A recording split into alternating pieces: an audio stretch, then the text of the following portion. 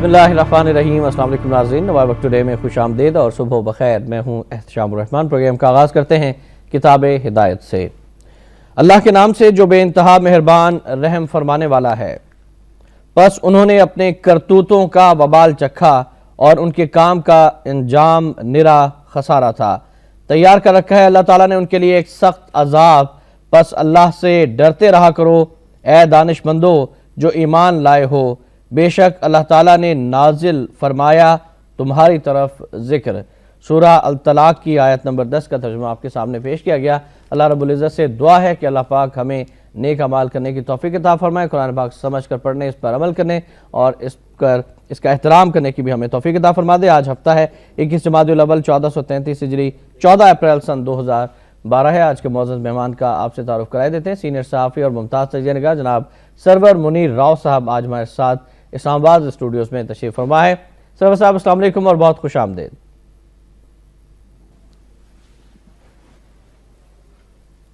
जी वालेकुम सलाम एहतशाम साहब। Thank you very much. और आपकी इजाज़त से हम अपनी लीड स्टोरी की जाने बढ़ना चाहेंगे। नाज़रीन, शहबाज शरीफ साहब का बयान शामिल करेंगे। सबसे पहले कि कश्मीर और पानी समेत बुनियादी इशूज़ हल किए बगैर देर पा अमन मुमकिन नहीं। पाकिस्तान भारत वज़राए तिजारत की मुलाकात, बराह रास्त तिजारत भारत से बिजली लेने का फैसला, वाहगा अटॉरी बॉर्डर पर नया तिजारती गेट भी खोल दिया गया। दोनों मुल्कों का मुश्तरका बिजनेस एडवाइजरी काउंसिल के काम पर भी इत्तफाक। ताजरों के लिए मल्टीपल वीज़ा शुरू किया जाएगा। मरकजी बैंकों की एक दूसरे मुल्क में शाखें खोलने पर बात चल रही है। अमीन फ़हीम और आनंद शर्मा। सरवर साहब से जानना चाहेंगे, सरवर साहब किस तरह से आप एनालाइज करेंगे पाकिस्तान और भारत के बढ़ते हुए तिजारती रवाबित को?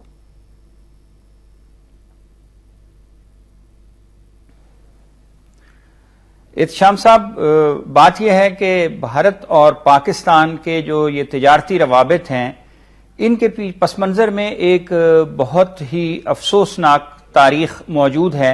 लेकिन पहली बार कंक्रीट कुछ चीज़ें सामने आई हैं।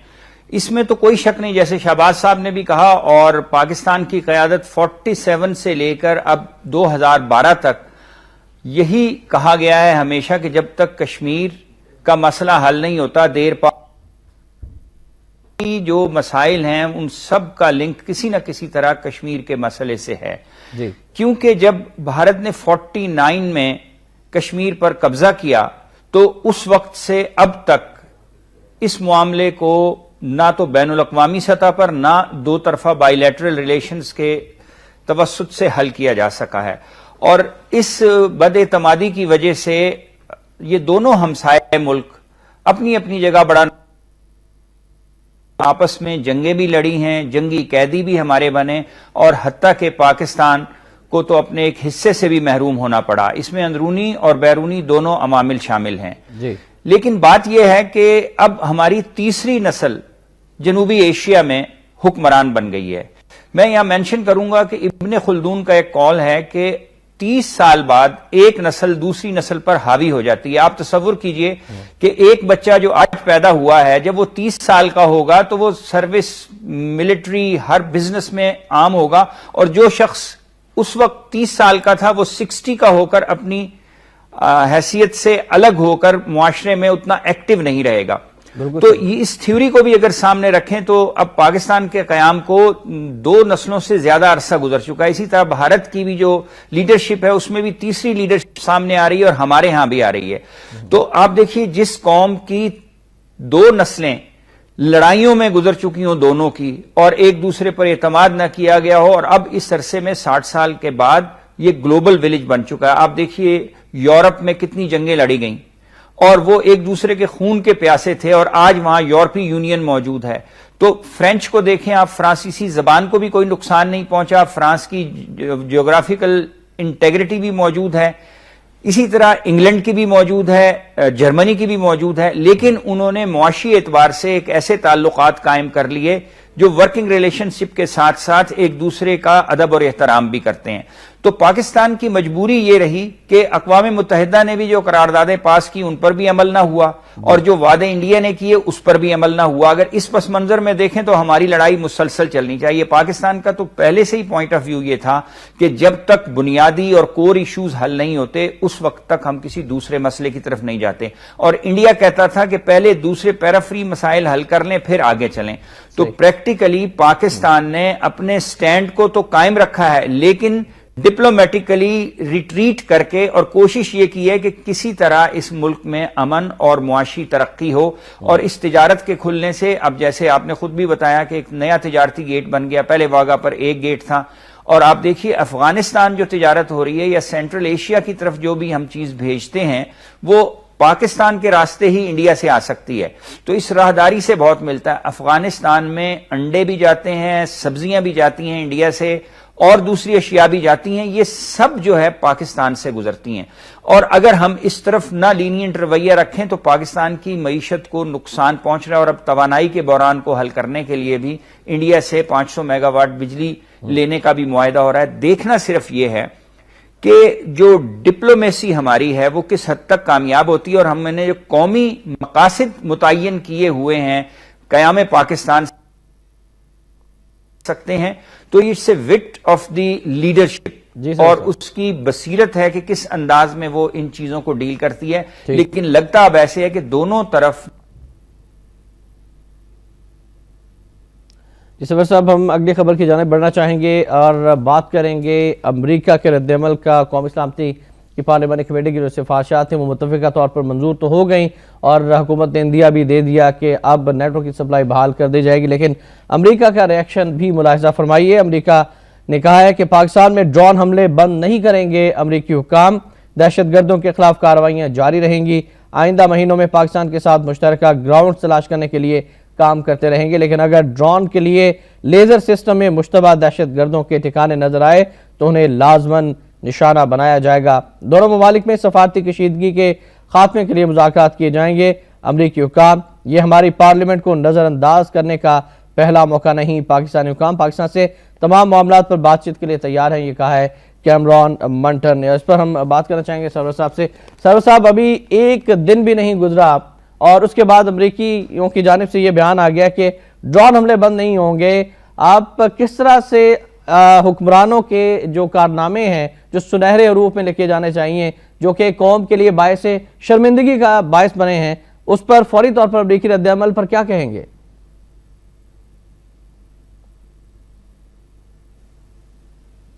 دیکھیے جی, امریکہ اس وقت ایک یونیپولر ورلڈ ہے اور امریکہ دنیا کی سب سے بڑی فوجی, اقتصادی اور تکنیکی ترقی میں سب سے اونچی سطح پر ہے.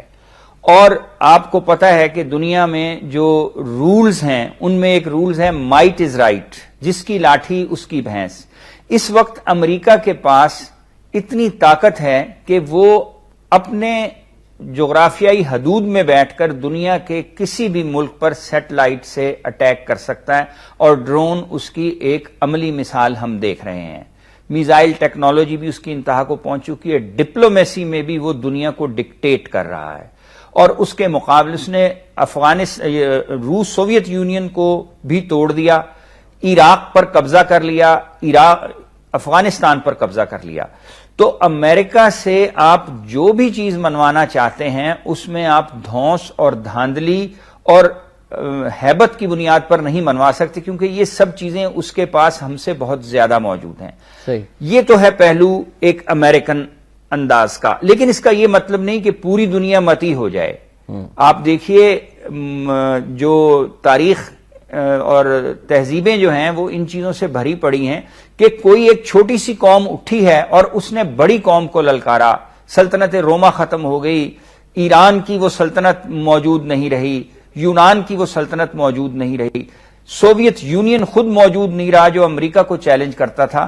تو یہ ایک قانون قدرت ہے کہ جب آپ ایک پیک پہ پہنچتے ہیں تو وہاں سے زوال شروع ہوتا ہے. لیکن ہم جس پوائنٹ آف ٹائم میں زندگی گزار رہے ہیں اس وقت امریکہ پوری دنیا کو ڈکٹیٹ کر رہا ہے.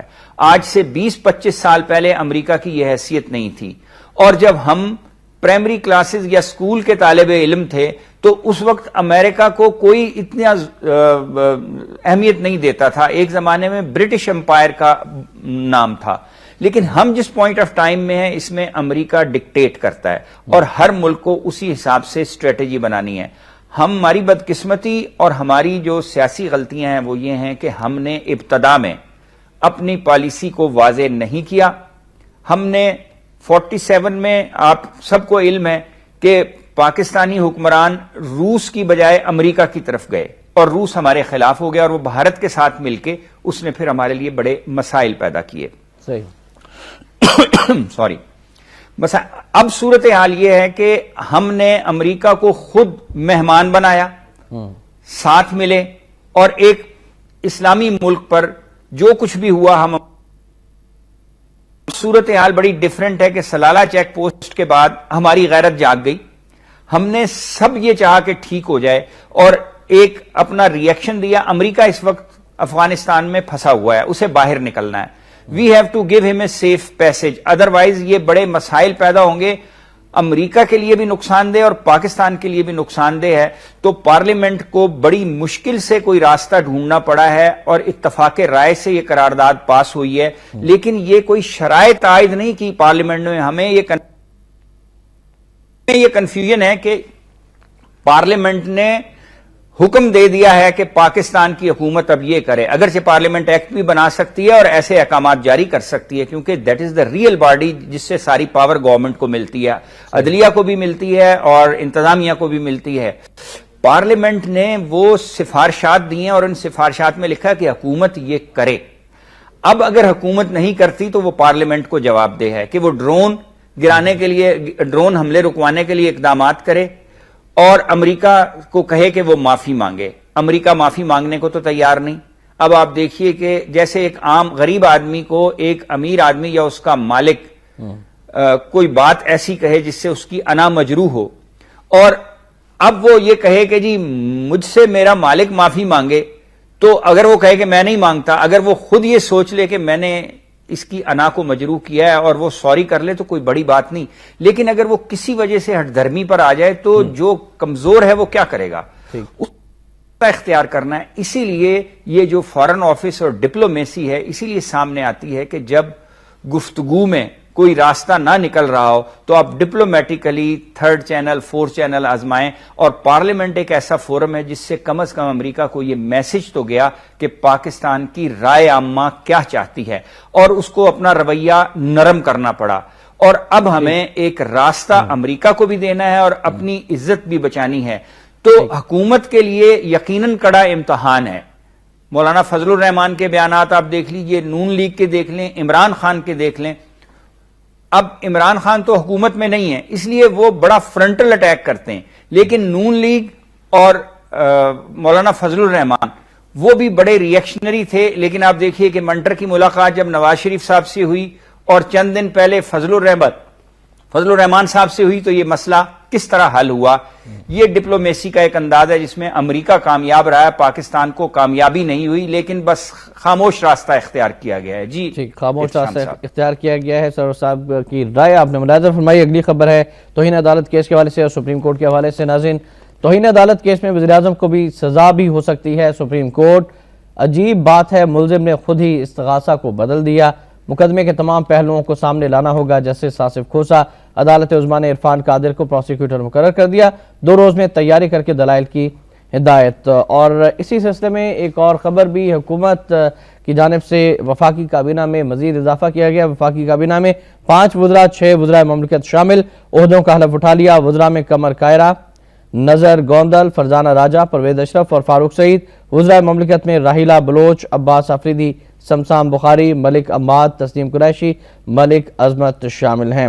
ایک اور خبر بھی ناظرین شامل کرنا چاہیں گے. بلوچستان کے حالات کے حوالے سے گورنر بلوچستان نے انتہائی تشویش کا اظہار کیا ہے کہ صوبائی حکومت کی کارکردگی مایوس کن ہے. حالات بے قابو ہو گئے تو بلوچستان میں فوج تعینات کرنا پڑے گی. گورنر مکسی, صوبائی حکومت اپنی ذمہ داری پوری نہیں کر رہی جس کی وجہ سے لوگوں کو لاشیں اٹھانا پڑ رہی ہیں.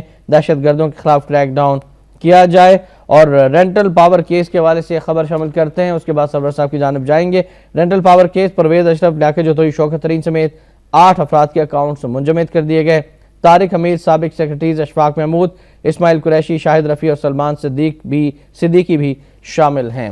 اور سب سے پہلے ہم توہین عدالت کیس کے حوالے سے سرور صاحب آپ سے رائے لینا چاہیں گے۔ جو خبریں ہم نے ڈسکس کی ہیں، سپریم کورٹ آف پاکستان کی جانب سے کل کافی تعجب کا اظہار کیا گیا کہ ملزم نے خود ہی استغاثہ کو بدل دیا، حکومت نے اپنی لیگل ٹیم بھی تبدیل کر دی، اور وہ تمام افراد جن کے حوالے سے سپریم کورٹ آف پاکستان کو کسی نہ کسی طرح سے اعتراض تھا، یا وہ کسی مقدمات میں ملوث تھے یا کسی کرپشن اسکینڈل میں ملوث تھے، یا تو ان کو وزیر بنا دیا گیا یا پھر اور کسی اعلیٰ عہدے پر تعینات کر دیا گیا ہے۔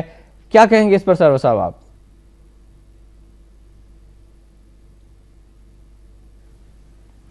احتشام صاحب، گورنمنٹ از بینٹ اپون کہ اس نے سپریم کورٹ کے فیصلے پوسچر یہ لینا ہے کہ ہم ان پر عمل کر رہے ہیں، لیکن practically they are not willing to implement them. اس کی ایک بڑی لمبی تاریخ ہے اور یہ اکثر ڈسکس ہوتی رہتی ہے۔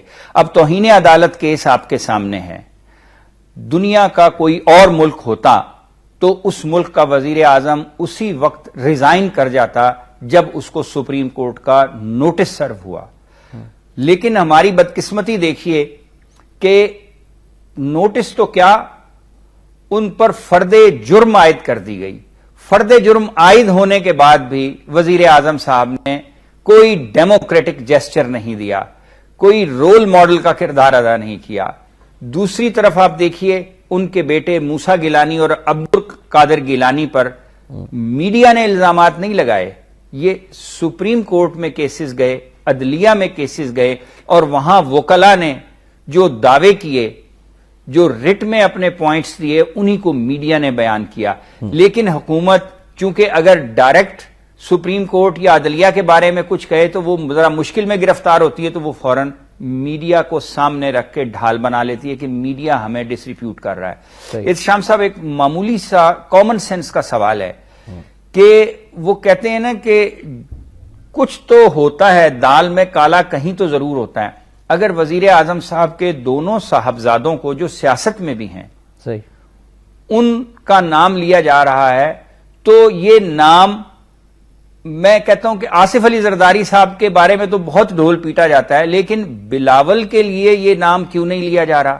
یا وفاقی کابینہ ایم کیو ایم اور نون لیگ کے بہت سے لوگ ہیں، ان کے بچوں کے حوالے سے اس طرح کے کرپشن کے نام کیوں نہیں لیے جا رہے؟ یا دوسرے، اب تو میڈیا اوپن ہے، ٹرانسپیرنٹ ہے، ہر چیز کھل کے سامنے آتی ہے، لیکن اگر یہ چیزیں سامنے آ رہی ہیں تو کوئی نہ کوئی بنیاد تو ضرور ہے۔ آپ دیکھیے حج سکینڈل میں عبدالقادر گیلانی کا نام ہے، یہ جو کیمیکل سکینڈل ہے اس میں موسیٰ گیلانی کا نام ہے، اور پھر وزیر اعظم خود ایک مجرم وزیر اعظم ہے، جی سر، ایک ملزم وزیر اعظم ہے جن پر الزام لگایا گیا، اور اگر سزا ہو گئی تو وہ مجرم بھی قرار پائیں گے، تو وہ بھی اخلاقی جرات نہیں کر رہے۔ اب وفاقی کابینہ میں راجہ پرویز اشرف صاحب کو جو لیا ہے، آپ ذرا دیکھیے کہ یہ وہ ہیں جن کو آئی پی پی کیس میں سپریم کورٹ نے نیب کو ڈائریکٹ کیا ہے۔ رائٹ، اسد صاحب انتہائی معذرت کے ساتھ قطع کلامی ہوتی ہے، میں آپ کو انٹرپٹ کرنا چاہوں گا۔ ناظرین، ہم ایک بریک کے لیے جا رہے ہیں، بریک سے واپس آئیں گے تو گفتگو کا سلسلہ یہیں سے شروع کریں گے اور آپ کی کالز بھی شامل کی جائیں گی، آپ ہمارے ساتھ رہیے گا۔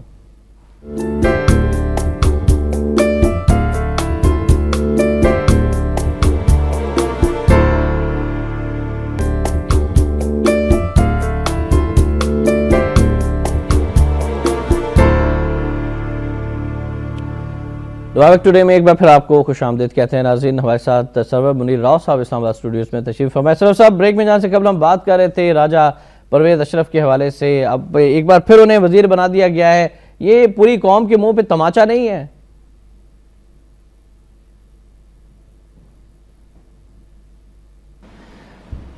احتشام صاحب، تماشا لفظ چھوٹا ہے، یہ ایسے ہے کہ پوری قوم جو ہے اس کا منہ کالا کر کے اور بتایا جا رہا ہے کہ آپ کا کردار یہ نیب کو ڈائریکٹ کرتی ہے کہ اس پر تحقیقات کریں، اور اس کی ٹیم کے ممبران پر بھی تحقیقات کریں، اور ان کو آپ اوتھ ٹیکنگ کرا رہے ہیں۔ بھائی اتنی کیا جلدی ہے؟ Can't the government wait for few weeks, few month? اگر وہ اتنے ہی اہل اور قابل تھے تو جب پہلے وہ وزیر تھے تو ان کو کیوں نکالا گیا؟ کوئی وجہ تو تھی۔ کوئی ان کی ریپوٹیشن خراب ہوئی. راجہ پرویز اشرف صاحب ذاتی طور پر ممکن ہے بہت اچھے آدمی ہوں اور انہوں نے کچھ نہ کیا ہو، لیکن جب آپ پر ایک الزام آ گیا ہے تو اس الزام سے آپ ایگزونریٹ تو ہوں تاکہ آپ صاف ہو کے سامنے جائیں.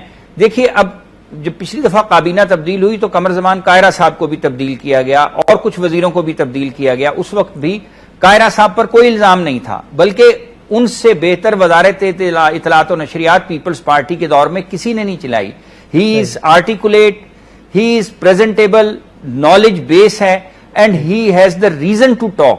وہ اچھے ایک وکیل اگرچہ نہیں ہے شاید، لیکن وہ جس نقطے کی بھی وضاحت کرتے ہیں اس میں دلیل ہوتی ہیں اور وہ بہت اچھا ڈیفینڈ کر رہے تھے. تو ان کو بھی تبدیل کر کے اور ان کے بعد جن کو انفارمیشن منسٹر بنایا گیا ان کے جو حالات ہیں وہ کسی سے چھپے نہیں. بھری کابینہ میں وہ استعفیٰ دیتی ہیں اور کہتی ہیں کہ جی میں جو ہوں میری تو وزارت کوئی اور چلا رہا ہے. تو اہل لوگوں کو ہٹا کے نا اہل کو لائے. اچھا پرویز اشرف صاحب کو جب اس وقت نکالا گیا تو سب نے کہا کہ چلو یہ ایک اچھی علامت ہے کیونکہ ان پر آئی پی پیز کے بہت سے الزامات تھے، رینٹل پاور کے الزامات تھے. اب ان کو دوبارہ لے لیا اور اس وقت لیا جب سپریم کورٹ کی ڈائریکشن موجود ہے. اسی طرح ایک اور چیز قابل غور ہے کابینہ کی چینج میں کہ اتحادی جماعتوں کا کوئی رکن ابھی کابینہ میں نہیں لیا گیا. یہ وہ سوال ہے جو ابھی تحقیق طلب ہے کہ اس پر بھی مزید گفتگو کرتے ہیں. ایک نمبر ابھی اپنے ناظرین کو بتانا چاہیں کہ ہمارا نمبر 0423631269 کال بھی کر سکتے ہیں اور ہمارے ساتھ پہلے کالر بھی ہیں. السلام علیکم جی، کون صاحب کہاں سے ہیں؟ ہیلو جی السلام علیکم، کون صاحب کہاں سے بات کر رہے ہیں؟ عبداللہ بٹ بول رہا ہوں پاک پتن سے. جی عبداللہ صاحب فرمائیے گا، کیا کہنا چاہیں گے آپ؟ میں یہ کہنا چاہتا ہوں کہ آپ سب لوگوں کا، پاکستان پوری قوم کو پتہ چل گیا کہ ان لوگوں کا اس پاکستان کے ساتھ ان حکمرانوں کو ذرا بھی محبت نہیں ہے. یہ دیکھیں کہ جو جتنی بڑی لوٹ مار کرتا ہے اس کو بعد اس سے بڑے عہدے پر لگا دیا جاتا ہے. یہ دیکھیں یہ قوم کے ساتھ اس سے بڑا کیا مذاق ہوگا کہ ایک آدمی کو سپریم کورٹ گلٹی قرار دے رہا ہے تو اسی کو اگلے دن یہ وزیر بنا دیتے ہیں یا کسی کا مشیر بنا دیتے ہیں کہ وزیر اعظم کا یا پریزیڈنٹ کا. یہ دیکھیں کہ ہمارے ساتھ یہ قوم کے ساتھ مذاق نہیں ہے. آپ دیکھیں کہ سب سے بڑی بات ہے کہ لوڈ شیڈنگ اگر یہ رینٹر پاور نہ لیتے، صرف فرنر سائل کے کمپنیوں کو پیسے جو پاکستان میں ان کو دیتے تو یہ ہمارے جو گریڈ بند ہیں وہ چلتے پاور سٹیشن، تو اسی سے بجلی اتنی پاکستان میں پیدا ہو سکتی ہے کہ یہ ذرا بھی یہاں پہ لوڈ شیڈنگ. میں اپنے چھوٹے سے ایک شہر پاک پتن کی بات بتاتا ہوں. یہاں پہ جو ہمارے ایکشن صاحب ہیں اور دوسرا جو ان کا عملہ ہے وہ کیا کرتے ہیں کہ شہر کے سٹی ایریا کے فیڈر بند کرتے ہیں، دوسری طرف بجلی دے دیتے ہیں. وہاں سے ڈیلی کا فیکٹریز ایریا کو بجلی دے کر 52,000 روپئے کی کرپشن کر رہے ہیں ایک ڈیلی کی، ایک فیکٹری والے سے. صحیح. اب دیکھیں کتنی فیکٹریاں ہیں. یہ ان کا یہ طریقہ کار ہے. گورنمنٹ نے تو جو کرپشن کرتی وہ ان کو اچھا لگتا ہے، جو کرپٹ افسر رہا. بہت شکریہ عبداللہ صاحب، آپ نے کال کی. ایک اور کالر بھی شامل کرنا چاہیں گے. السلام علیکم، کون صاحب کہاں سے ہیں؟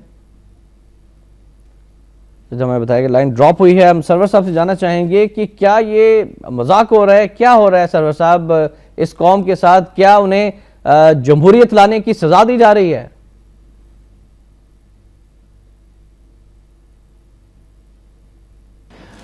احتشام صاحب، جمہوریت لانے کی سزا نہیں ہے. انفیکٹ جمہوریت تو ایک طرز حکومت ہے. اب یہ ہے کہ اگر اس سے آپ اس کے جو لوازمات ہیں، جو جمہوریت کی شرائط ہیں، ان کو سامنے رکھ کے اگر آپ نہیں چلتے تو جمہوریت بری نہیں ہے، ہمارے اپنے رویے برے ہیں. دیکھیے ایک رپورٹ ہے انٹرنیشنل ٹرانسپیرنسی ایجنسی کی کہ گیلانی صاحب کی حکومت 8,000 ارب روپے کی کرپشن اب تک رپورٹ کی جا چکی ہے. آپ تصور کیجئے کہ بین الاقوامی سطح پر اس حکومت کے 4 سال کو اس نظر سے دیکھا جا رہا ہے تو اس کے اثرات پورے معاشرے پر نظر آئیں گے. اسی حکومت کے ایک وزیر صاحب نے ٹیلی ویژن پروگرام میں یہ کہا تھا کہ کرپشن کرنا ہمارا حق ہے کیونکہ اس سے پہلی حکومتیں بھی کرتی رہی ہیں اور ہم بھی کرپشن کرتے ہیں تو ہمارا حق ہے. جعلی ڈگریوں میں بھی جو لوگ پکڑے گئے اس میں اس حکومت کے کتنے ایم این اے اور کتنے وزیر شامل تھے وہ بھی قوم کو پتہ ہے. تو بات اس میں یہ ہے کہ ٹھیک ہے یہ چیزیں سب بری ہیں لیکن اچھی علامت یہ ہے کہ 6 دہائیاں گزرنے کے بعد اس ملک میں جمہوریت کو تسلسل سے 4 سال ملے. اگرچہ اس جمہوریت کو بھی کویسچن کیا جا رہا ہے لیکن اس کا ایک فائدہ یہ ہے کہ چیزیں کھل کر سامنے آ رہی ہیں. لیڈرشپ کا کریکٹر، ان کی سوچ، ان کی ترجیحات، ان میں جو लूट मार की सलाहियत मौजूद थी, जी। हिपोक्रेसी मौजूद थी, या बैनुल अक़वामी सतह पर अहम खारजा अमूर को डील करने का अमल था, तो वो सब खुल के सामने आ रहा है। और इसीलिए जमहूरियत को एक छलनी कहते हैं कि अगर यहाँ एक दो इलेक्शन अपने टेन्योर मुकम्मल करके हो जाएं तो लीडरशिप निखार के सामने आ जाएगी। जी एहतिशाम साहब। जी बिल्कुल आपने सही कहा, वो लीडरशिप तो निखर कर सामने आ गई है। सजाद साहब की कॉल हम शामिल करना चाहेंगे, बावलपुर से हमारे साथ हैं। अस्सलाम वालेकुम जी। ख्याल में लाइन ड्रॉप हुई है। सर हम आपसे जानना चाहेंगे गवर्नर मक्सी के बयान के हवाले से कि हालात बेकाबू हो चुके हैं तो बलूचिस्तान में फौज तैनात करना पड़ेगी। आप बलूचिस्तान के हालात पर भी कुछ फरमाइएगा।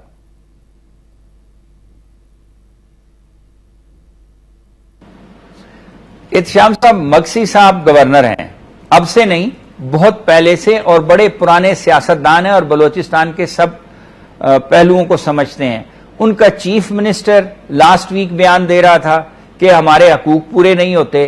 मक्सी साहब बारहा ऐसी बातें करते हैं, तो ये फिर उन कुर्सियों पर क्यों बैठे हैं? सवाल तो उनसे ये पूछने का है कि किसी दूसरे को आने दें। चीफ मिनिस्टर एडवाइस करे कि सूबाई असेंबली को तोड़ दें, गवर्नर असेंबली तोड़कर नए इलेक्शन करवा सकते हैं, आइन के मुताबिक ये दुरुस्त है, नई लीडरशिप आए। बात यह है कि ये बयानबाजी की हद तक क्रेडिबिलिटी बढ़ाने की कोशिश है, वरना बलूचिस्तान के मसाइल को अगर ये लोग हल करते, रईसानी फैमिली जो इस वक्त चीफ मिनिस्टर हैं, इनके फादर भी पॉलिटिक्स में थे और वो भी बलूचिस्तान के चीफ मिनिस्टर रहे हैं, और मक्सी साहब की भी एक पूरी तारीख मौजूद है। इनसे कोई ये सवाल पूछे कि आपको जो पैसे बलूचिस्तान की तरक्की की या डेवलपमेंट के लिए दिए गए थे, आपने क्या उनको जस्टिफाइएबली तकसीम किया? आप बलूचिस्तान अगर कभी गए हो तो आप देखिए कि वहां सड़कों का क्या हाल है, पानी पीने की लिए सही नहीं मिलता जी। करप्शन इस हद तक है कि लोग, हकायक हैं ये कि काबीना के इजलास में जो बजट तकसीम किया जाता है, वजीर इस पे लड़ते हैं कि मुझे टोटल बजट दे दें, मैं कोई ऑडिट नहीं कराऊंगा, मैं खुद तकसीम करूंगा, और उसमें से अपने ठेकेदारों को पैसे दे देते हैं। चंद एक इलाकों में डेवलपमेंट होती है, बाकी पैसे हड़प हो जाते हैं। इस पर ना वफाकी हुकूमत कोई चेक रखती है, ना सूबाई हुकूमत, और फिर वो बैठ के कहते हैं बलूचिस्तान की तरक्की नहीं हो रही। बलूचिस्तान का मसला बड़ा ही गंभीर और बड़ा इंटरलिंक है मुख्तलिफ पहलुओं से। तो बलूचिस्तान के जो मसाइल हैं उनको हल करना हमारी तरजीह नंबर 1 होनी चाहिए। लेकिन आप देखिए कि बलूचिस्तान के मसले पर आज से दो माह पहले कितना शोर होगा था। अब 2 माह से बलूचिस्तान खबरों में ही नहीं है, ना उन लीडरों के बयान है, ना बलूचिस्तान का मसला खबरों में है। हमारे मुल्क में 3 से पहले तो 1 हफ्ता था, अब हर तीसरे दिन एक इतनी बड़ी खबर आ जाती है कि पिछली खबर पीछे छुप जाती है। मेमो स्कैंडल है, एनआरओ केस है, स्विस बैंकों का केस है, आईपीपी है, स्टील मिल है, पीआईए है, रेलवे है, और अब आप देख लें कि इस वक्त केमिकल केस सामने है आपके। जी एहतिशाम साहब। राइट, माफ कीजिएगा नाज़रीन, बढ़ते हैं आज के नवा वक्त कॉलम की जानिब।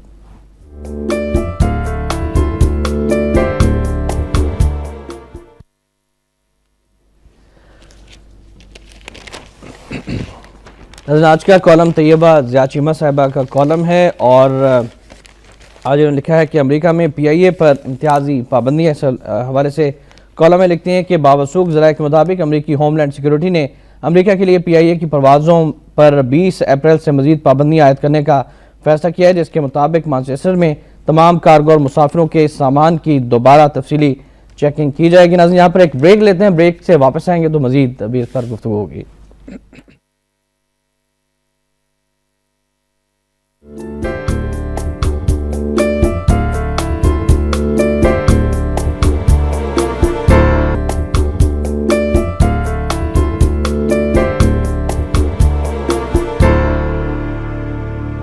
वेलकम बैक नाज़रीन, और अब बात करेंगे नवा वक्त इदारिये पर।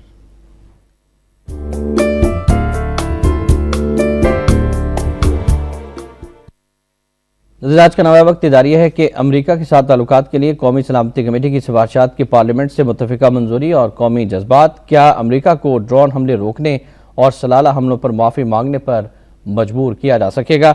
आखिरी लाइन्स हैं कि अब मुल्की खुद मुख्तारी और कौमी मुफादात का यही तकाजा है कि पार्लियामेंट की मंजूर करदा सिफारिशात पर अमरीका मीनो अन अमल दरामद करे और नेटो सप्लाई बहाल करने से पहले सलाला हमलों पर अमरीकी मुआफ़ी की भी खबर मिले। इस पर हम सरवर साहब से जानना चाहेंगे कि क्या अमरीका को मजबूर किया जा सकेगा सरवर साहब कि वो माफ़ी मांगे اور پاکستان کے ساتھ تعلقات کی بحالی کے لیے ایک بار پھر اعلان کر دے کہ ڈرون اٹیکس نہیں ہوں گے اور پاکستان پر کسی قسم کا دباؤ نہیں ڈالا جائے گا، پاکستان کی خود مختاری کا احترام کیا جائے گا، کیا حکومت پاکستان امریکہ کو قائل کر لے گی؟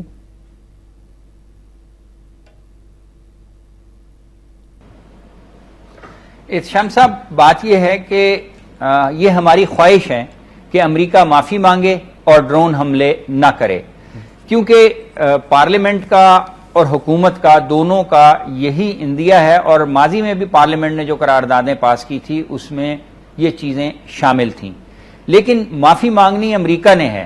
ہم نے اس خواہش کا اظہار کیا ہے اور معافی امریکہ تب مانگے گا جب اس کو یہ اندازہ ہو جائے کہ پوری قوم متحد ہے اور امریکہ کے کسی بھی مفاد کو پورا نہیں ہونے دے گی اگر وہ امریکہ ایسا نہیں کرتا۔ پھر امریکہ نے یہ بھی دیکھنا ہے کہ چونکہ امریکہ نے یہ سٹینڈ لے لیا ہے کہ معافی نہیں مانگنی، اب اس نے کیسے اس پر نظر ثانی کرنی ہے۔ This time check is brought to you by Waves Combo. Beautify my life. A bright freezer and fridge together.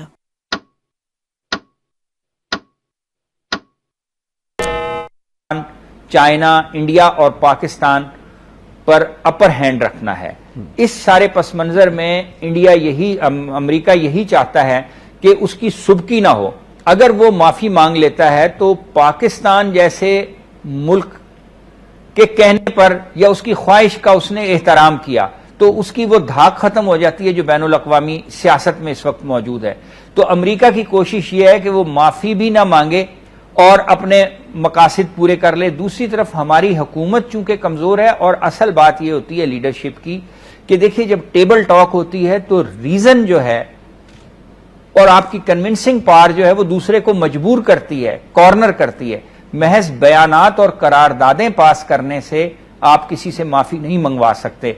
You have to convince ہم کہ جی آپ نے جو کام کیا ہے وہ غلط ہے، اور ہمارا نہیں، امریکہ نے جو رپورٹ دی ہے اس کی سلالہ چیک پوسٹ کی، اس نے تو یہ کہا ہے کہ جی پاکستان نے ہمیں پرووک کیا، پاکستان نے پہل کی تو بعد میں سلالہ پر اٹیک ہوا، جبکہ حقیقت اس کے برعکس ہے۔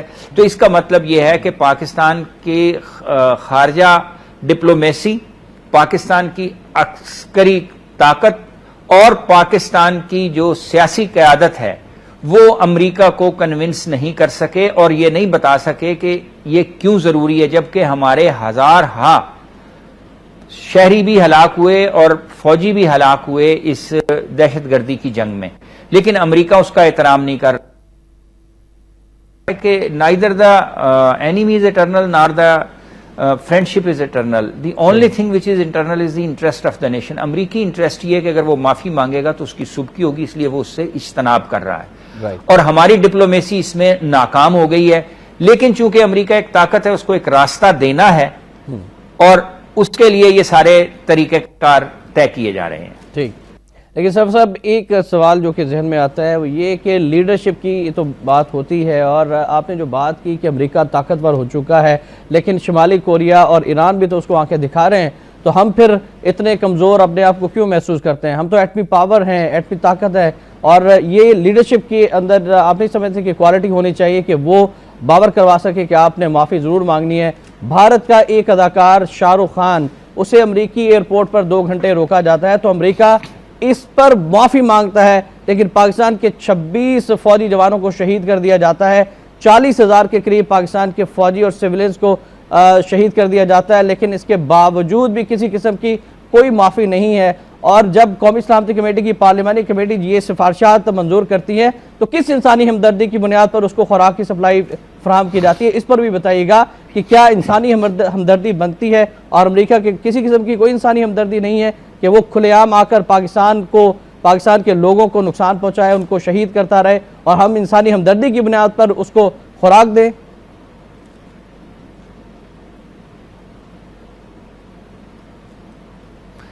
احتشام صاحب، بات تو آپ کی بالکل درست ہے، اور تمام عام پاکستانی شہریوں کی بھی خواہش یہ ہے کہ امریکہ معافی بھی مانگے اور پھر اس کی ترسیل کھولی جائے، یہ ایک اصولی سٹینڈ ہے۔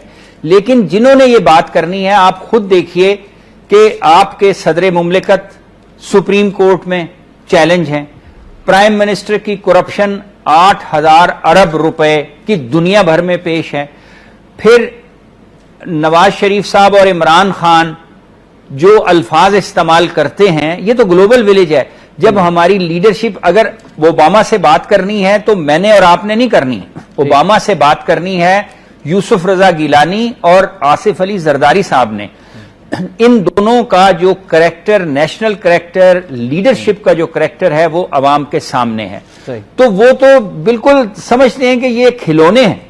तो आपने लीडरशिप जब सामने लाए जो ना दलील से बात कर सकती है, ना उसका करैक्टर ऐसा है कि बहुत शुक्रिया आपका सर, चैलेंज है सुप्रीम कोर्ट्स में। Sir thank you very much, sir thank you very much. इंतहाई माज़रत का कलामी होती है, और आपने बिल्कुल वजह फरमाया कि जब करैक्टर लेस लीडरशिप होगी तो किसी किस्म की उससे तवक्कुआत नहीं की जा सकती कौम की जानिब से। नाज़रीन, आखिर में फरमाने कायद आज़म शामिल करना चाहेंगे कि पाकिस्तान की सरजमीन में ज़बरदस्त खजाने छुपे हुए हैं, मगर इस मुल्क को एक मुसलमान कौम के रहने सहने के काबिल बनाने के लिए अपनी क़ुव्वत और मेहनत के ज़बरदस्त ज़ख़ीरे का एक एक ज़र्रा सर्फ करना ही पड़ेगा। इस पर भी ज़रूर गौर कीजिएगा, और इस दुआ के साथ कि अल्लाह ताला पाकिस्तान की हिफाजत फरमाए। एहतशाम रहमान को नवाए वक्त टुडे से इजाज़त दीजिए।